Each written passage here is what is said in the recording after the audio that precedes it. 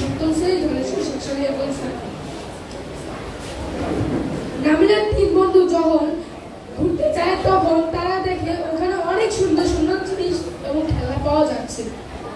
তারা ভাবলো যে সেই দোকানে যাবে এবং সেখান থেকে কিছু খেলনা কিনবে। তারপর নাবিলা কিছু দূরে দেখলো যে একটি পুতুল নাচের অনুষ্ঠান হচ্ছে।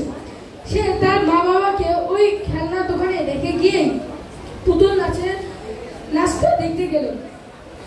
তারপর দেখা শেষে তখন সেই খেলনা দোকানে যখন সে ফিরলো তখন দেখলো যে তার মা বাবা নেই। সে অনেক ভয় পেয়ে গেল। তারপর তাকে কিছু দূর দূরে দেখা যায় একটা লোক পুলিশের পোশাক পরা। সে যখন সেই লোকটার কাছে গেল তখনই হঠাৎ করে একটি লোক তাকে অজ্ঞান করে নিয়ে যায়। নাবিলার যখন আবার জ্ঞান ফিরে তখন দেখেছে আবারই সেই লোক যাকে সে ধোঁকা দিয়ে চলে গিয়েছিল।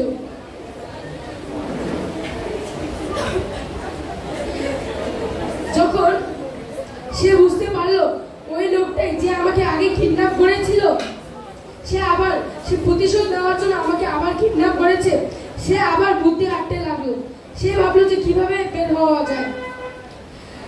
যখনই সে ভাবলো যে ওই লোকটা তো বের হয়ে যাচ্ছে, আমি যদি তাকে চোখ ফাঁকি দিয়ে যদি দরজা থেকে বের হয়ে যাই তাহলে হয়তো সে বুঝতে পারবে না যে আমি বের হয়ে যাচ্ছি।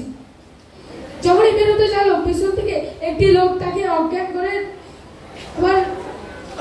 ফেলে এবং সে আবার চোখ খুলে দেখেছে এখন সে একটি পুলিশের কাছে।